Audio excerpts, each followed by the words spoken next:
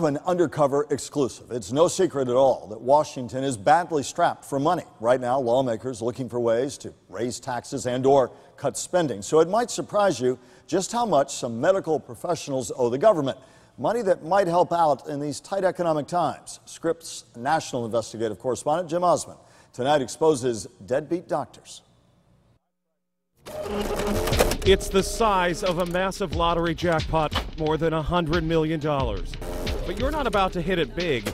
You're about to find out how you're taking a big hit. Well, it's cheating the taxpayers. Doctor, how are you doing today? They are doctors and dentists who made a promise to the government to pay back money they borrowed to go to medical school in the 1980s and 90s. And there are doctors we found who haven't come anywhere close to making good. You're sticking it to the rest of us.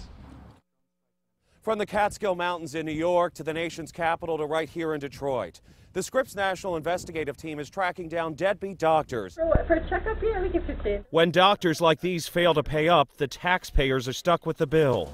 Like New York eye doctor Christine Skrodanis, a court issued a $120,000 default judgment against her in 2007 for failing to make, quote, any payments on her government-backed loan. Or Washington, D.C. dentist Dr. William Avery, who owes $143,000 and is on the defaulters list for the same loan program. Or Detroit dentist Dr. Dwayne Sr. He owes more than $650,000. That's particularly distressing to Dr. Justin Pang, a rheumatologist who is doing the right thing. He's repaying $850 a month in medical school loans. Those that are not paying back need to be held responsible. But one government-backed loan program we're investigating, the Health Education and Assistance Loan Program, or HEAL, has been plagued with problems to get doctors to pay up. The default rate got so high the government ended the loan program in 1998. And yet still today, almost 1,000 people owe the government $116 million, including penalties and interest. Tom Schatz is with the group Citizens Against Government Waste. It's not the government's money, it's the taxpayers' money.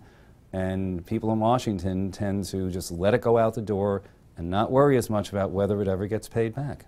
The key, enforcement. Remember that eye doctor Christine Skrodanis? The government finally excluded her from Medicare and Medicaid reimbursements in July 2011.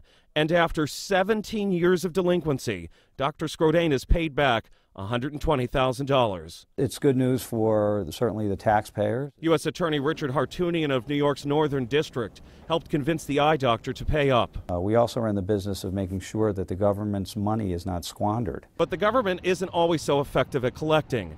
30% of the deadbeats have been on the default list since 1995. This is not my first conversation about this. Dentist Dwayne Sr.'s name first appeared in government documents in 1995, owing more than $160,000 from this loan program. Today, that's ballooned to $650,000 with penalties and interest.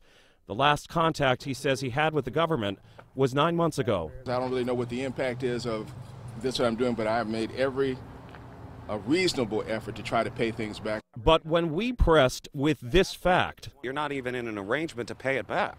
Okay, so I don't want to be rude or anything. the dentist didn't have an answer. You can't answer that question, whether your agency can be more effective at collecting that money? Neither did Dr. Mary Wakefield, appointed by President Obama as Health Resources and Services Administrator, which in part oversees the loan program.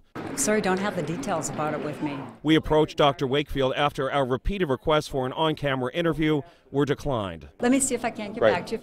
When her spokesperson did get back to us, we were declined yet again. But the Scripps National Investigative Team will continue to demand answers. I'm Scripps National Investigative Correspondent Jim Osman in Washington. Congress, by the way, requires the names of defaulted doctors to be published in a public list. Chiropractors, we're told, make up more than half of that list. Log on to our website at WPTV.com to see if your doctor is delinquent.